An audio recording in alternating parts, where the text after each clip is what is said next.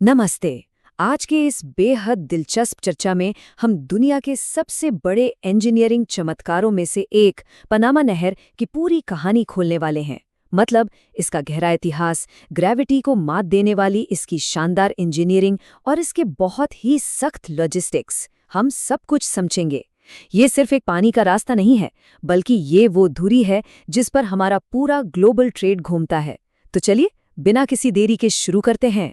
सबसे पहले इस नंबर पे गौर करते हैं, 12,600 किलोमीटर। है ना बहुत बड़ा नंबर। न्यूयॉर्क से सैन फ्रांसिस्को के बीच अगर समुद्र के रास्ते जाना हो तो पनामा नहर ठीक इतनी ही दूरी बचाती है। ये सोचने वाली बात है कि एक विशालकाय शॉर्टकट ने पूरे दक्षिण अमेरिकी महाद्वीप का चक्कर लगाने की मजबूरी को ही खत्म कर दिया। सच तो ये है कि इसके बिना आज के आधुनिक ग्लोबल ट्रेड की कल्पना करना भी लगभग नामुमकिन है। इस पूरे चमत्कार को ठीक से समझने के लिए हम इन 5 अहम हिस्सों पर नजर डालेंगे। पहला, एक ऐतिहासिक शॉर्टकट। दूसरा, इसकी मानवीय कीमत। तीसरा, गुरुत्वाकर्षण को चुनौती। चौथा, नेविगेशन के सख्त नियम। और आखिर में पनामा बनाम स्वेज नहर। तो सबसे पहले बात करते हैं पहले हिस्से की, एक ऐतिहासिक शॉर्टकट, वो 82 किलोमीटर जिसने सच में दुनिया को बदल कर रख दिया। इस्थमस ऑफ पनामा को पार करने वाला ये जलमार्ग 15 अगस्त 1914 को पहली बार जहाज़ों के लिए खोला गया था। अटलांटिक और प्रशांत महासागरों को जोड़ने वाला ये एक ऐसा रास्ता बन गया जिसने समुद्री परिवहन की दिशा और समय दोनों को हमेशा हमेशा के लिए बदल दिया। लेकिन हर बड़ी चीज़ की एक कीमत होती है, और हमारा दूसरा हिस्सा इसी बारे में है, मानवीय कीमत, यानी श्रम और नेतृत्व। इस इंजीनियरिंग चमत्कार के पीछे का इतिहास और वो ज़मीनी हकीकतें काफ़ी चौंकाने वाली हैं, जिनमें मजदूरों ने काम किया। दरअसल इस नहर के निर्माण के दौरान जो श्रम व्यवस्था थी वो पूरी तरह से बटी हुई थी।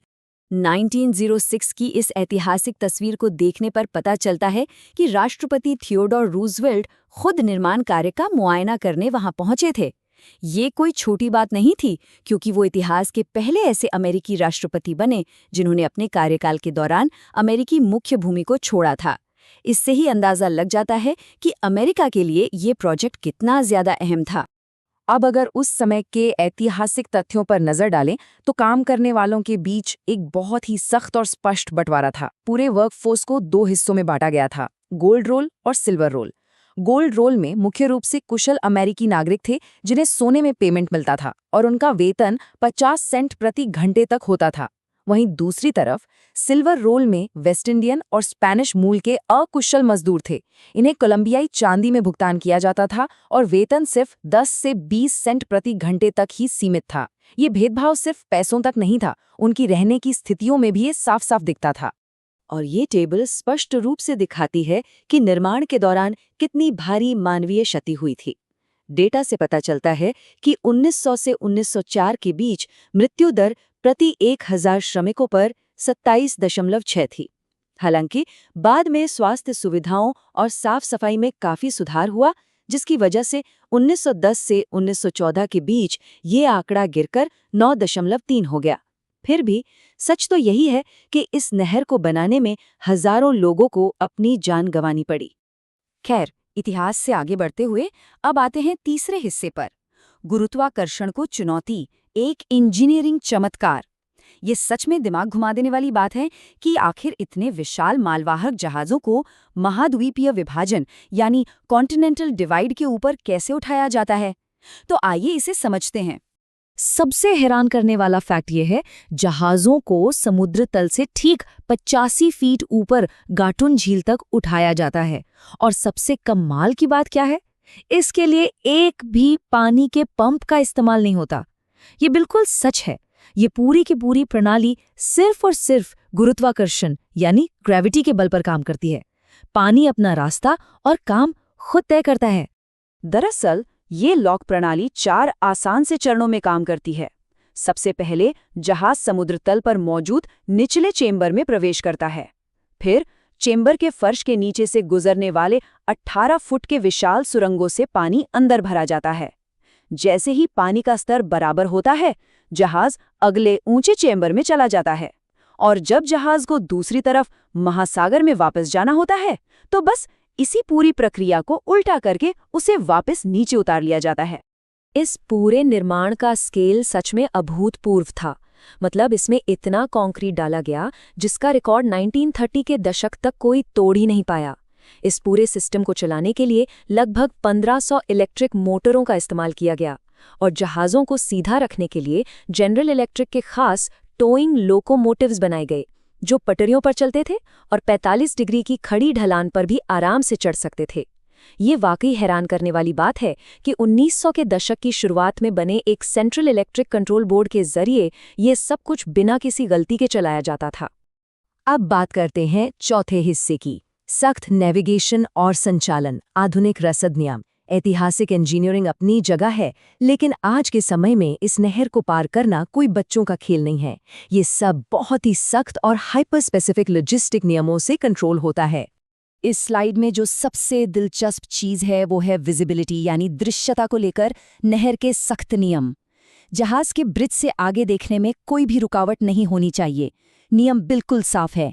दृश्यता किसी भी हालत में 2 जहाज़ों की लंबाई या 500 मीटर, जो भी कम हो, उससे ज़्यादा बाधित नहीं हो सकती। अगर कोई जहाज इन कड़े पैमानों पर खरा नहीं उतरता तो उसे नहर पार करने की अनुमति बिल्कुल नहीं मिलती। इसके अलावा सबसे अहम बात है जहाज़ों के बीच की जगह और किनारों की दूरी, यानी क्लियरेंस। यह बहुत ही कम होती है और इसी टाइट क्लियरेंस की वजह से सटीक तकनीकी स्पेसिफिकेशंस का पालन करना बहुत ज़रूरी हो जाता है। उदाहरण के लिए, जहाज़ों में बिल्कुल 180 मिलीमीटर रेडियस के टोइंग चॉक्स होनी ही चाहिए और नेविगेशन के लिए सब-मीटर एक्यूरेसी वाले आधुनिक आरटी के उपकरण लगे होने चाहिए। यहाँ एक छोटी सी गलती की भी कोई गुंजाइश नहीं है। अब आते हैं अपने आखिरी हिस्से पर, पनामा बनाम स्वेज, वैश्विक चोक पॉइंट्स। थोड़ा बड़े नजरिए से देखते हैं। चलिए इस इंजीनियरिंग अजूबे की तुलना दुनिया के दूसरे सबसे बड़े समुद्री चोक पॉइंट्स से करते हैं और ग्लोबल ट्रेड के मैक्रो इकोनॉमिक्स को समझते हैं। अगर हम स्वेज और पनामा दोनों नहरों की तुलना करें तो ग्लोबल ट्रेड के रास्तों की एक बहुत साफ तस्वीर उभरती है। स्वेज नहर मुख्य रूप से एशिया और यूरोप को जोड़ती है। यह काफ़ी लंबी है और इसे पार करने में भी ज़्यादा समय लगता है। वहीं दूसरी ओर पनामा नहर एशिया को अमेरिका के पूर्वी तट से जोड़ती है और लंबाई में काफ़ी छोटी है। दोनों के अपने अपने बिल्कुल अलग और बेहद अहम रोल हैं। लेकिन सच तो ये है कि इन दोनों में से किसी एक में भी अगर कोई रुकावट आती है तो पूरी दुनिया के व्यापार पर बहुत गहरा असर पड़ता है। उदाहरण के लिए, अल नीनो की वजह से पनामा नहर में गाटुन झील का पानी सूख जाता है, जिससे जहाज़ों के वजन की सीमा तय करनी पड़ती है। वहीं स्वेज नहर अक्सर लाल सागर में भू-राजनीतिक तनावों का शिकार होती रहती है। इन रुकावटों के कारण ग्लोबल शिपिंग को केप ऑफ गुड होप जैसे लंबे और घुमावदार रास्तों से गुजरना पड़ता है। नतीजा, कई हफ्तों का एक्स्ट्रा समय और माल ढुलाई का खर्च भी आसमान छूने लगता है। तो आज की इस चर्चा को हम इस अहम सवाल के साथ खत्म करते हैं। एक तरफ क्लाइमेट चेंज की वजह से पानी के स्तर की समस्याएं बढ़ रही हैं और दूसरी तरफ भू राजनीतिक अस्थिरता भी लगातार तेज हो रही है। ऐसे में हमारी ग्लोबल सप्लाई चेन्स इन सदी पुराने लेकिन बेहद ज़रूरी शॉर्टकट्स की कमजोरियों के हिसाब से खुद को कैसे ढालेंगी? भविष्य का ग्लोबल समुद्री व्यापार किस दिशा में जाएगा? यह सच में सोचने वाली बात है और शायद आने वाले दशकों का सबसे बड़ा सवाल भी। आज की इस चर्चा में शामिल होने के लिए बहुत बहुत धन्यवाद।